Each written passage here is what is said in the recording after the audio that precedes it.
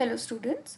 मैं डॉक्टर निशात फातिमा। आज हम लोग बात करेंगे state council of educational research and training, या जिसे हम SCERT के नाम से जानते हैं, या जिसे हम राज्य शैक्षिक अनुसंधान तथा प्रशिक्षण परिषद के नाम से भी जानते हैं। ये स्टेट लेवल की वो ऑर्गेनाइजेशन है जो स्कूल एजुकेशन के लिए काम कर रही है। SCERT NCERT की एक सिस्टर कंसर्न है। NCERT नेशनल लेवल पर स्कूल एजुकेशन के लिए गाइडलाइंस बनाती है, स्कूल एजुकेशन के लिए पॉलिसीज़ एंड प्रोग्राम्स बनाती है, और वही पॉलिसीज़ और प्रोग्राम्स स्टेट लेवल में उसी तरह से एग्जीक्यूटेबल हो सके, उसी तरह से आगे बढ़ सके जिस तरह से वो बना रही है, जिस स्पिरिट को लेकर वो बना रही है। इसके लिए NCERT ने हर स्टेट में SCERT की स्टैब्लिशमेंट की। तो ये एक तरह से पूरी तरह से जुड़ी हुई है NCERT से। 1980 के बाद NCERT ने हर स्टेट में SCERT का स्टैब्लिशमेंट करना स्टार्ट किया, इसको बनाना स्टार्ट किया।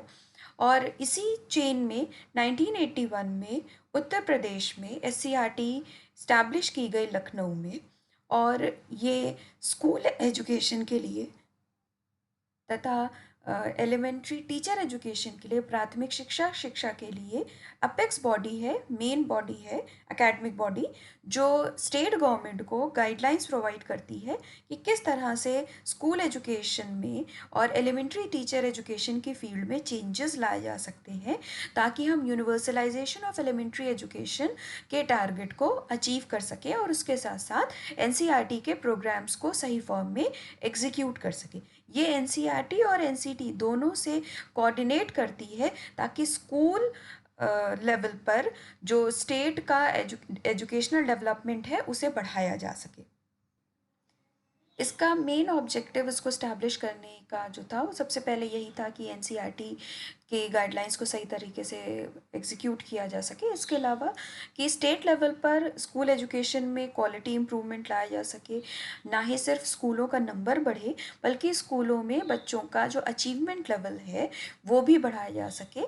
क्वालिटेटिव फॉर्म में भी स्कूलों में एजुकेशन को इम्प्रूव किया जा सके। इसके अलावा स्टेट लेवल पर, राज्य स्तर पर स्कूली शिक्षा में एकेडमिक रिसर्च को और ट्रेनिंग को और एक्सपेंशन को बढ़ाया जा सके।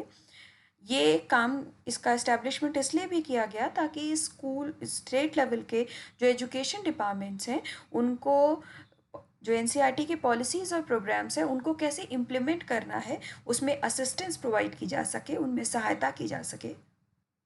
इसके अलावा इसका मेन काम ये भी था है कि ये स्टेट गवर्नमेंट को एडवाइस देती है, उसको सलाह देती है कि राज्य स्तर पर क्वालिटी स्टैंडर्ड्स को कैसे बढ़ाया जा सकता है।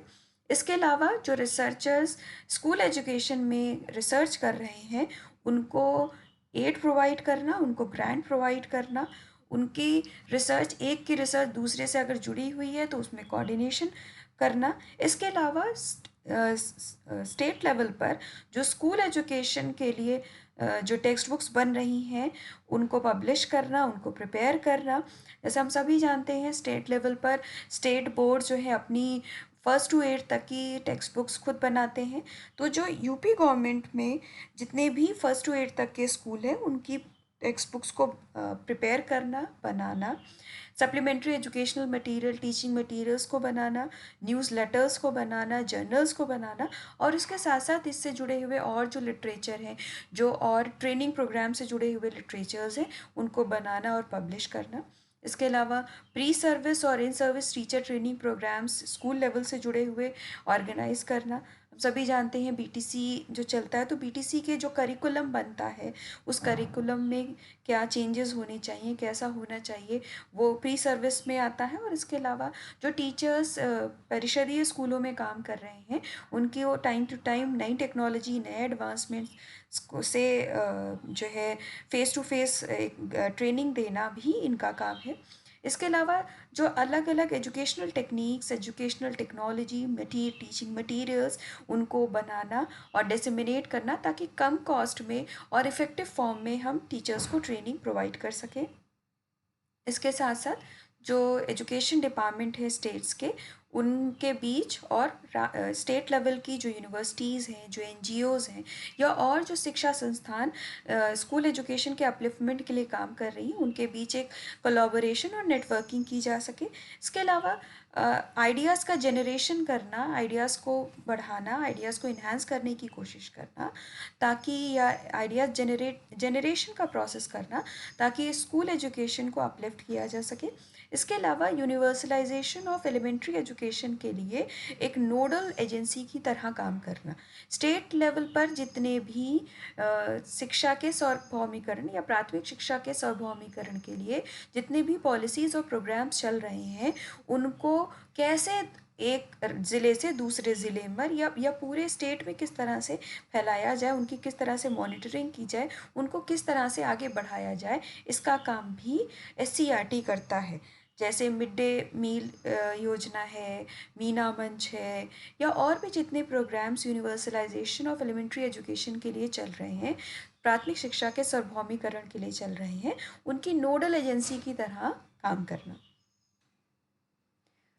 SCERT अपने इन उद्देश्यों को पूरा करने के लिए कई संस्थानों के साथ मिलकर काम करती है और ये सारे उसके कॉन्स्टिट्यूएंट है SCERT के।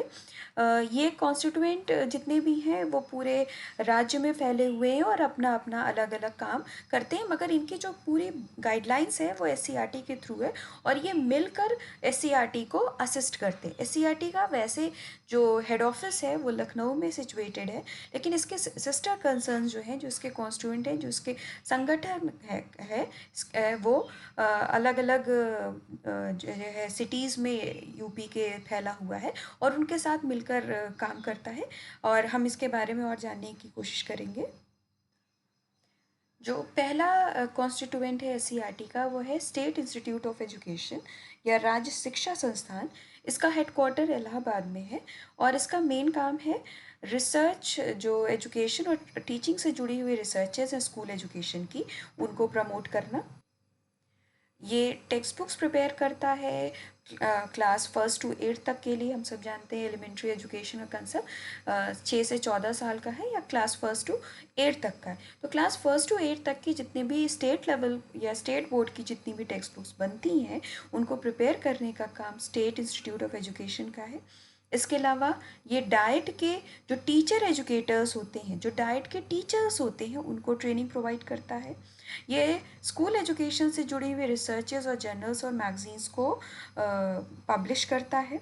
इसके अलावा ये ट्रेनिंग प्रोग्राम्स ऑर्गेनाइज करता है ताकि जो एजुकेशन में इनोवेशंस हो रहे हैं, जो नवाचार हो रहे हैं, जो नए चीज़ें एजुकेशन में आ रही हैं, वो स्टेट लेवल के स्कूल एजुकेशन के टीचर्स और टीचर एजुकेटर्स या जो उससे जुड़े हुए लोग हैं उनको ट्रेनिंग प्रोवाइड करने का काम करता है।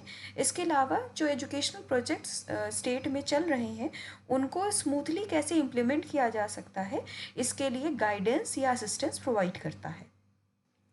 SCERT का दूसरा पार्ट जो है वो है state institute of science education, राज्य विज्ञान शिक्षा संस्थान, और इसका भी हेडक्वार्टर इलाहाबाद में है। इसका मेन फंक्शन होता है कि ये क्लास 1 to 8 तक के लिए साइंस और मैथमेटिक्स की टेक्स्ट बुक्स जो है प्रिपेयर करता है।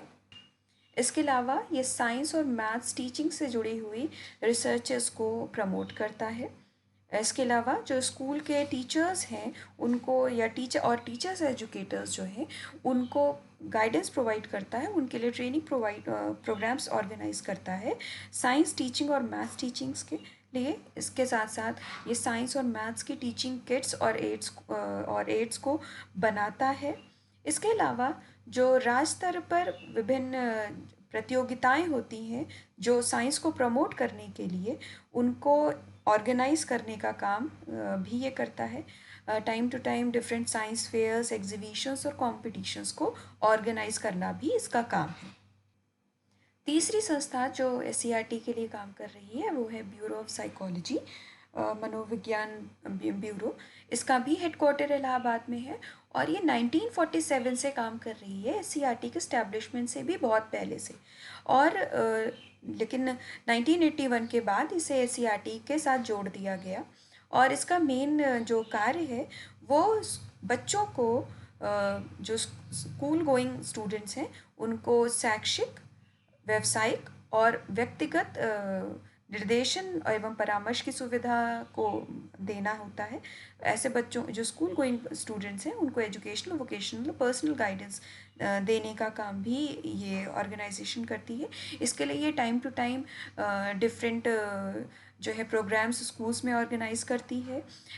इसके अलावा टीचर्स को ट्रेनिंग प्रोवाइड करती है चाइल्ड साइकोलॉजी के लिए। इसके लिए ये बहुत सारे कोर्सेज चलाती है जिसमें जो स्कूल के टीचर्स हैं, स्कूल टीचर्स को, स्कूली शिक्षकों को ट्रेनिंग प्रोवाइड करती है।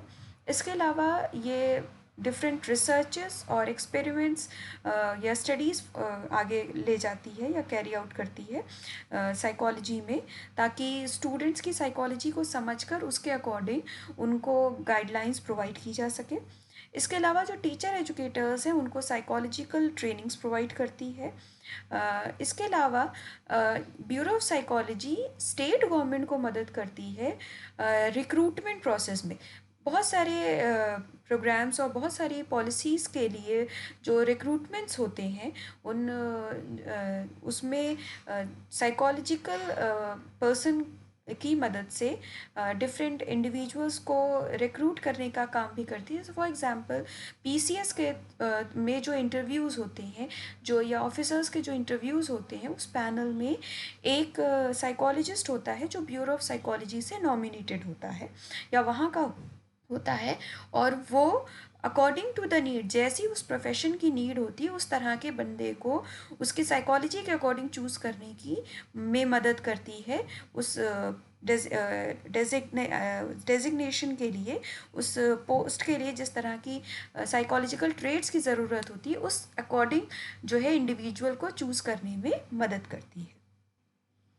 अगली संस्थान जो एससीईआरटी से जुड़ी है वो है इंग्लिश लैंग्वेज टीचिंग इंस्टीट्यूट। इसे अंग्रेज़ी भाषा शिक्षण संस्थान भी कहते हैं।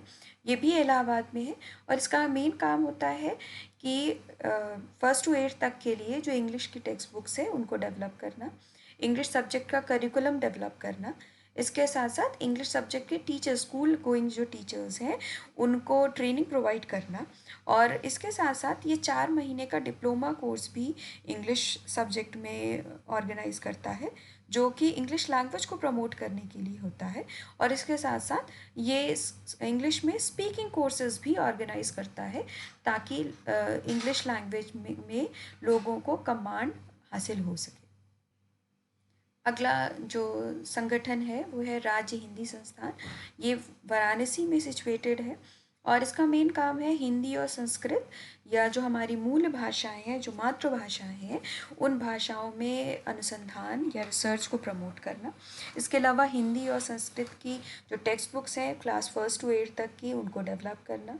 हिंदी और संस्कृत में इनोवेटिव मेथड्स को डेवलप करने की कोशिश करना ताकि इसकी पहुंच हम बच्चों तक कर सके, इसकी समझ बच्चों तक ले जा सके। इसके अलावा जो डाइट के टीचर्स हैं उनको ट्रेनिंग प्रोवाइड करना मदर टंग में, मातृभाषा में, और इसके साथ साथ हिंदी और अन्य क्षेत्रीय भाषाओं के बीच में एक तुलनात्मक अध्ययन करना, एक स्टडीज़ को प्रमोट करना, रिसर्चेस को प्रमोट करना। अगला जो इंस्टीट्यूट जो इससे जुड़ा हुआ है एससीईआरटी से वो है state institute of educational technology, राज्य शैक्षिक तकनीकी संस्थान। इसका हेडक्वार्टर लखनऊ में है। ये एजुकेशनल टेक्नोलॉजी से जुड़े हुए रिसर्चर्स को प्रमोट करता है। ये डाइट के ट्रेनीज़ को जो है ट्रेनिंग प्रोग्राम्स इनके लिए डेवलप करता है। नवीन शैक्षिक तकनीकों को डेवलप या करने की कोशिश करता है।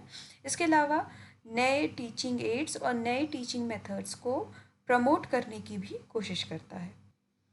इन संस्थाओं के अलावा अन्य जो संस्थाएं एससीईआरटी के अंडर आती हैं और जो उसके लिए काम करती हैं वो है government college of physical training Allahabad है में और रामपुर में है। ये फ़िज़िकल ट्रेनिंग को प्रमोट करती हैं, फ़िज़िकल एजुकेशन से जुड़े हुए एस्पेक्ट को ये कैटर आउट करती हैं। इसके अलावा कॉलेजेस ऑफ टीचर एजुकेशन है जो इलाहाबाद, बनारसी और लखनऊ में है। ये टीचर एजुकेशन को बढ़ाने की कोशिश करती हैं या एलिमेंट्री टीचर्स को ट्रेन करने का काम इनका है। इसके अलावा institute of advance studies in education है, ये इलाहाबाद में है।